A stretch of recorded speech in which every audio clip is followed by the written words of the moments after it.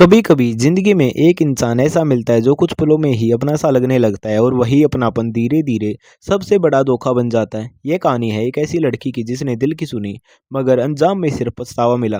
राजस्थान के चमकते शहर जयपुर में प्रिया शर्मा रहती थी। चंचल स्वभाव, मेहनती सोच और आंखों में रंगीन सपने। वह एक कॉरपोरेट ऑफिस में असिस्टेंट थी जहां दिन भर फाइलों की सरसराहट, कंप्यूटर की आवाज और सहकर्मियों की हंसी के बीच उसका समय गुजरता था।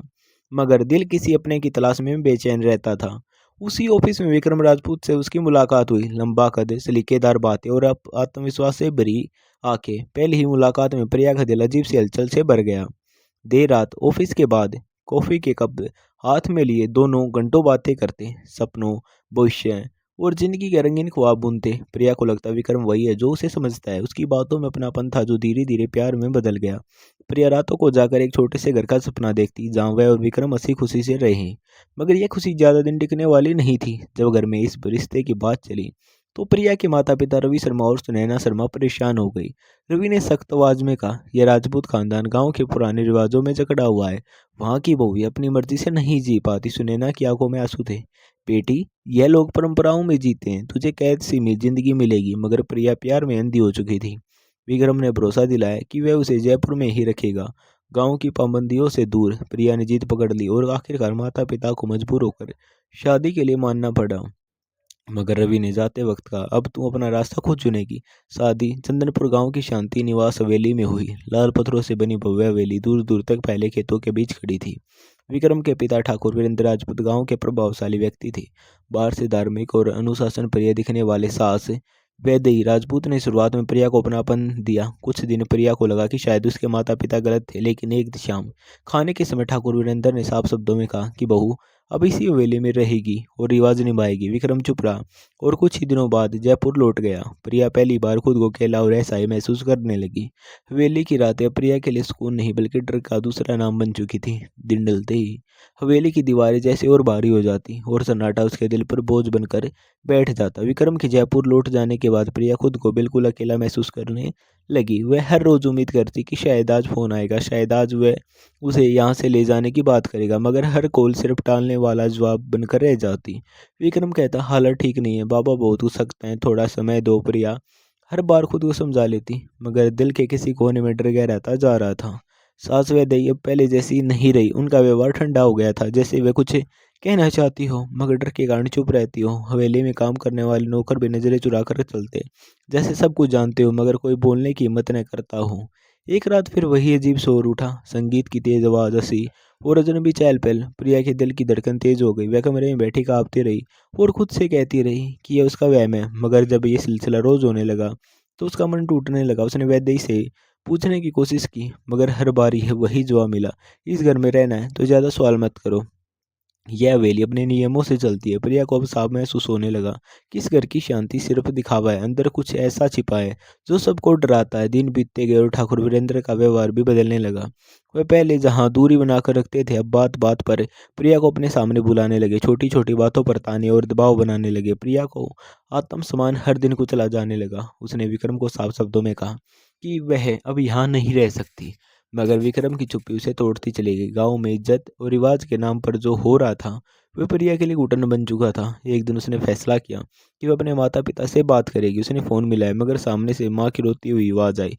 उन्होंने कहा, बेटी हमने तुझे रोका था, अब भगवान से ही दुआ कर सकते हैं।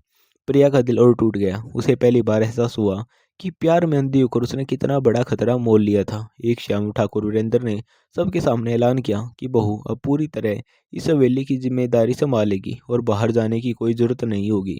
यह सुनकर प्रिया का शरीर सुन पड़ गया। यह फैसला उसकी आज़ादी पर आखिरी बार था। उसी रात उसने तय कर लिया कि वह किसी भी कीमत पर यहाँ से निकलेगी, चाहे उसे अकेले ही क्यों न निकलना पड़े। उसने जरूरी सामान छुप कर इकट्ठा किया और मौका तलाशने लगी। मगर हवेली की हर गतिविधि पर नजर रखी जाती थी। एक रात जब हालात ज़्यादा बिगड़ गए तो उसे अपने सम्मान पर सीधा खतरा महसूस हुआ।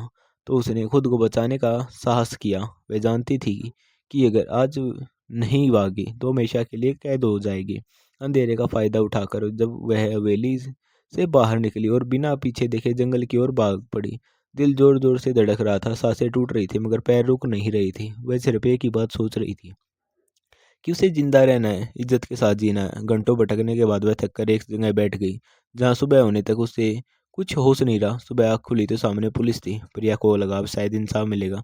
उसने सारी बात सच्चाई के साथ बता दी, मगर जो हुआ उसने उसके भरोसे की आखिरी डोर भी तोड़ दी। उसे थाने ले जाया गया और वहाँ उसके साथ ऐसा व्यवहार हुआ जैसे वही गुनहगार हो। हर सवाल में शक, हर नज़र में जहर था। प्रिया समझ गई कि ताकतवर लोगों के सामने सच की कोई कीमत नहीं होती। धीरे धीरे हालात उसके खिलाफ मोड़ दिए गए और उस पे झूठे आरोप लगाए गए। वह चीखती रही, मगर उसकी आवाज़ दबा दी गई। उसका सपना, उसका प्यार और उसका भरोसा सब टूट चुका था। अब उसके पास सिर्फ पछतावा था कि काश उसने समय रहते अपने माँ बाबूजी की बातें मान ली होती। थाने की दीवारें प्रिया के लिए पत्थर नहीं बल्कि सर्द सच बन चुकी थी, जहाँ हर आवाज़ दबा दी जाती थी और हर आंसू बेकार समझा जाता है। वह रात भर एक कोने में बैठी रही, आंखें सूजी हुई, मन सुन्न और दिल में डर की परछाई। सुबह होते ही उसे अदालत ले जाया गया। रास्ते भर लोग उसे ऐसे घूरते रहे जैसे वह कोई अपराधी हो, जबकि उसका कसूर सिर्फ इतना था कि उसने अपने सम्मान की रक्षा करने की कोशिश की थी। कोर्ट में ठाकुर वीरेंद्र की मौत की खबर फैल चुकी थी और गांव से लोग उसे दोषी ठहराने पर तुले हुए थे। विक्रम भी वहाँ मौजूद था, मगर उसकी आंखें झुकी हुई थी। उसने एक बार भी प्रिया की ओर नहीं देखा। उस पल प्रिया को समझ आ गया कि जिस प्यार पर उसने सब कुछ छोड़ा, वही सबसे पहले पीछे हट गया था। सरकारी वकील ने बिना सुने बिना समझे उस पर आरोप गिनाने शुरू कर दिया और हर शब्द उसके दिल के कील की तरह चुभता गया। प्रिया ने सच बोलने की कोशिश की, मगर उसकी आवाज़ कांपती रही और भीड़ में बैठे लोग हंगामा करते रहे। न्यायाधीश ने मामला गंभीर बताते हुए उसे न्यायिक हिरासत में भेज दिया। हथकड़ियाँ उसके हाथों में नहीं बल्कि उसकी उम्मीदों में लग चुकी थी। जेल की पहली रात उसके लिए जिंदगी की सबसे लंबी रात थी। चारों तरफ अजनबी चेहरे और डरावनी खामोशी। उसने खुद को समेट लिया और माँ बाबूजी की याद में सिसकती रही। हर दिन जेल में बीतता समय उसके आत्मसम्मान को तोड़ता गया, मगर कहीं न कहीं उसके अंदर एक अलग आग जलती रही कि वह हार नहीं मानेगी। जेल में एक बुजुर्ग महिला कैदी शांति देवी उससे बात करने लगी, जिसने सालों से अन्याय झेला था। उसने प्रिया को समझाया कि सच की राह लंबी होती है, मगर अंत में वही जीतती है। ये बातें प्रिया के लिए सहारा बन गई। उधर गांव के ठाकुर के परिवार ने अपनी ताकत और रसूख का इस्तेमाल शुरू कर दिया। गवाह बदले गए, कहानी को मोड़ा गया और प्रिया को एक खलनायक के रूप में पेश किया गया। विक्रम ने भी चुप्पी साध ली और अपने पिता के नाम पर सहानुभूति बटोरता रहा। ये सब सुनकर प्रिया का दिल टूट गया, मगर उसने तय कर लिया कि अब वह किसी से उम्मीद नहीं रखेगी। अदालत में अगली तारीख पर जब उसने बयान मांगा गया, तो उसने डर के बावजूद पूरी सच्चाई साफ शब्दों में रखी। उसने कहा कि उसने कोई अपराध नहीं किया, बल्कि खुद को बचाने की कोशिश की थी। अदालत में सन्नाटा छा गया। कुछ पल के लिए लगा कि शायद ये सच सुना जा रहा है, मगर रसूख फिर भारी पड़ा। मामला लंबा खिंचता गया, तारीख पर तारीख, और प्रिया की जिंदगी कैद में सिमटती चली गई। उसने जेल में पढ़ना शुरू किया। किताबें उसके लिए दुनिया से जुड़ने का जरिया बन गई। उसने खुद को मजबूत करना सीखा और समझा कि उसका संघर्ष सिर्फ उसका नहीं, बल्कि हर उस लड़की का जो भरोसे के नाम पर फंसाई जाती है। बाहर उसकी माँ सुनैना रोज मंदिर जाकर उसके लिए दुआ करती और बाबूजी चुपचाप टूटते जाते। उन्हें अपनी बेटी पर पूरा भरोसा था, मगर सिस्टम के सामने भी बिलाचार थे। महीने बाद एक ईमानदार वकील ने उसका केस लेने की हिम्मत दिखाई, जिसने बिना डर के सच्चाई को सामने रखने की ठानी। यह प्रिया के लिए उम्मीद की पहली किरण थी। उसने फिर से जीना सीखा और खुद से वादा किया कि चाहे कितना भी समय लगे, वह झूठ के आगे झुकेगी नहीं। जेल की दीवारों के बीच बैठी वह हर रात खुद उसे कहती कि सच कभी मरता नहीं, बस इंतजार करवाता है। और यही विश्वास उसे जिंदा रखे हुए था। जेल के भीतर समय जैसे ठहर गया था, मगर बाहर घटनाएं तेजी से बदल रही थी। ईमानदार वकील आदित्य मेहरा ने प्रिया का केस अपने हाथ में लिया और पहली ही मुलाकात में साफ कह दिया कि यह लड़ाई लंबी होगी, मगर नामुमकिन नहीं। प्रिया ने पहली बार किसी अजनबी की आंखों में भरोसे की झलक देखी। आदित्य ने केस फाइल पलटते हुए देखा कि बयान अधूरे हैं, गवाहों के बयान आपस में मेल नहीं खाते और कई जरूरी सवाल जानबूझकर छोड़े गए हैं। उसने तय किया कि वह परत दर परत सच सामने लाएगा। अदालत में अगली सुनवाई पर आदित्य ने पुलिस की जांच पर सवाल उठाए और पूछा कि घटनास्थल को फोरेंसिक रिपोर्ट अधूरी क्यों है और उस रात हवेली में मौजूद नौकरों के बयान क्यों दर्ज नहीं किए गए। में खुसर फुसर शुरू हो गई। न्यायाधीश ने पहली बार सख्त लहजे में जवाब मांगा। उधर गांव में हलचल मच गई। ठाकुर परिवार को लगा कि मामला हाथ से निकल सकता है। विक्रम पर भी दबाव बढ़ने लगा। वह भीतर से डरने लगा, क्योंकि उसे पता था कि सच्चाई सामने आई तो उसकी चुप्पी भी अपराध मानी जाएगी। इसी डर में उसने प्रिया से जेल में मिलने की इजाज़त मांगी। मुलाकात के दिन प्रिया ने उसे देखा तो दिल में कोई भावना नहीं बची थी, सिर्फ खालीपन था। विक्रम ने सफाई दी कि वह मजबूर था। पिता के डर और समाज के दबाव में वह कुछ नहीं कर सका। प्रिया ने शांत स्वर में कहा कि मजबूरी और कायरता में फर्क होता है, और उसने गलत पक्ष चुना। यह शब्द विक्रम के लिए सबसे बड़ी सजा बन गए। बाहर आदित्य ने एक एक करके नौकरों तक पहुंच बनाई। रामू और मंगल जैसे लोग पहले डर के कारण चुप थे, मगर जब उन्हें सुरक्षा का भरोसा मिला तो उन्होंने सच बताने का फैसला किया। उन्होंने माना कि हवेली में रात के समय अक्सर जन भी आते थे और ठाकुर साहब के दोहरे चेहरे से सब वाकिफ थे। ये बयान अदालत में पेश किए गए तो माहौल बदलने लगा। मीडिया ने भी मामले में दिलचस्पी दिखानी शुरू कर दी और पहली बार खबरें आई कि एक बहू को रसूख के कारण फंसाया गया है। सुनैना और रवि शर्मा जयपुर से अदालत पहुंचे। उनकी आंखों में दुख था मगर सिर ऊंचा था। उन्होंने कहा कि उनकी बेटी झूठी नहीं है। यह समर्थन प्रिया के लिए ताकत बन गया। जेल में बंद प्रिया ने खुद को कमजोर नहीं पड़ने दिया। उसने पढ़ाई जारी रखी और बाकी महिलाओं को भी हौसला देने लगी।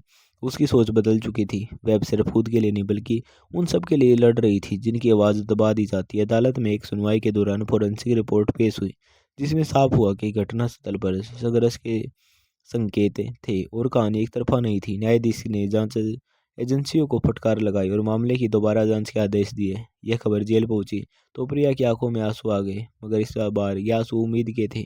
विक्रम पर भी शिकंजा कसने लगा और उसने सख्त पूछताछ हुई। उसने आखिरकार माना कि उसने सच छुपाया था क्योंकि उसे डर था कि परिवार की इज्जत मिट्टी में मिल जाएगी। ये तस्वीर को रिक्त केस को टर्निंग पॉइंट बन गई। अब अदालत में कहानी साफ हो रही थी कि एक लड़की को रिवाज और रसूख के नाम पर कुचला गया। प्रिया ने मन ही मन माँ बाबूजी की दुआओं को याद किया और पहली बार लगा कि अंधेरे के बाद रोशनी सच में आती है। अदालत की कार्रवाई अब सिर्फ एक केस नहीं रह गई थी बल्कि पूरे सिस्टम की परीक्षा बन चुकी थी। हर सुनवाई पर भीड़ बढ़ती जा रही थी, मीडिया की नजरें टिकी थी और हर सवाल के पीछे सच को बाहर लाने की जिद साफ दिखती थी। पर यह अब वही डरी सहमी लड़की नहीं थी जो कभी हवेली के कोनों में सिमट कर रह जाती थी। जेल की दीवारों ने उसे तोड़ा जरूर था, मगर उसकी टूटन से उसके अंदर एक अजीब सी मजबूती जन्म ले चुकी थी। वह हर पेशी पर सिर उठाकर खड़ी होती और बिना कापे अपने बयान दोहराती। उसके शब्दों में दर्द भी था और आत्मसम्मान की आग भी। अदालत में जब नौकर रामू और मंगल के बयान दर्ज हुए तो कई सालों से दबा हुआ सच पहली बार खुलकर सामने आया। उन्होंने बताया कि किस तरह हवेली में रात के समय अजीब गतिविधियां होती थी और कैसे सब लोग डर के कारण चुप रहते थे। उनके बयान के बाद अदालत में सन्नाटा छा गया। ठाकुर परिवार की साख दरकने लगी। विक्रम की हालत भी बदतर होती जा रही थी। वह कभी पिता के नाम पर गर्व करता था, मगर अब वही नाम उसके लिए बोझ बन चुका था। जिरह के दौरान जब उससे सवाल किए गए तो उसके जवाब उलझते चले गए। आखिरकार उसने स्वीकार किया कि उसने जानबूझकर सच नहीं बताया क्योंकि वह परिवार और समाज से डरता था। यह सभी को रिक्त अदालत में दर्ज हुई और प्रिया ने आंखें बंद कर ली।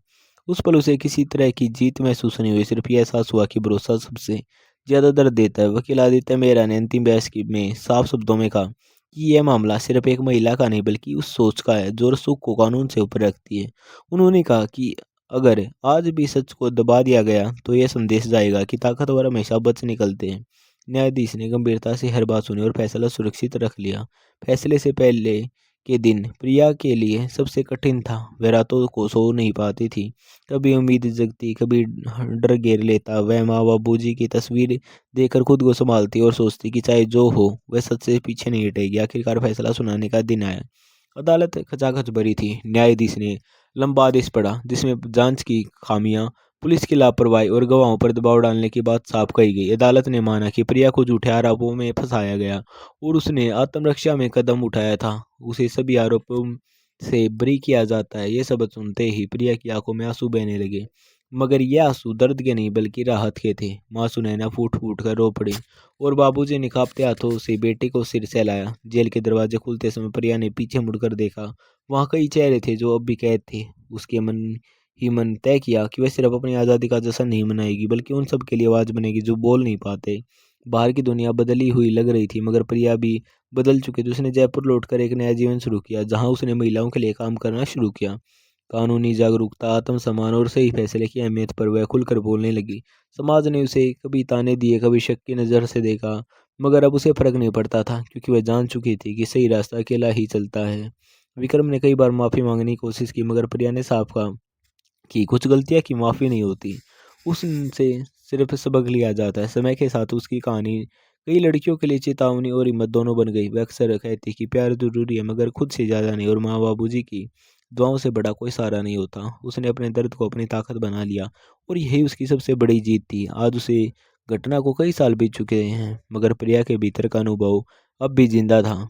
फर्क बस इतना था कि वह अब डर नहीं बल्कि हिम्मत बन चुका है। जयपुर की वही सड़कें, जहाँ कभी वह सपनों के सहारे चली थी, अब उसे अपनी पहचान की याद दिलाती थी। उसने अपने जीवन को दोबारा खड़ा किया, पढ़ाई पूरी की और कानून की समझ हासिल की, ताकि किसी और लड़की को वह अंधेरे रास्ते पर अकेला न छोड़ना पड़े। जहाँ कभी वह खुद भटक गई थी, समाज ने शुरू में उसे सवालों से घेरे में रखा। कुछ ने उसकी कहानी पर शक किया, कुछ ने उसे खामोशी से सहने की सलाह दी, मगर प्रिया अब चुप रहने वालों में से नहीं थी। मगर वह हर मंच पर खड़ी होकर कहती कि चुप्पी अपराध को ताकत देती है और सच को कमजोर करती है। उसकी बातों में अनुभव की आग थी और आंखों में आत्मविश्वास की चमक। धीरे धीरे लोग सुनने लगे, अखबारों में उसके लेख छपने लगे और कई लड़कियां उससे के संपर्क में आने लगी। दोस्तों, आपको यह कहानी कैसी लगी हमें कमेंट करके जरूर बताना, और कहानी अच्छी लगी हो तो लाइक करें, सब्सक्राइब करना ना भूलें हमारे चैनल को। धन्यवाद।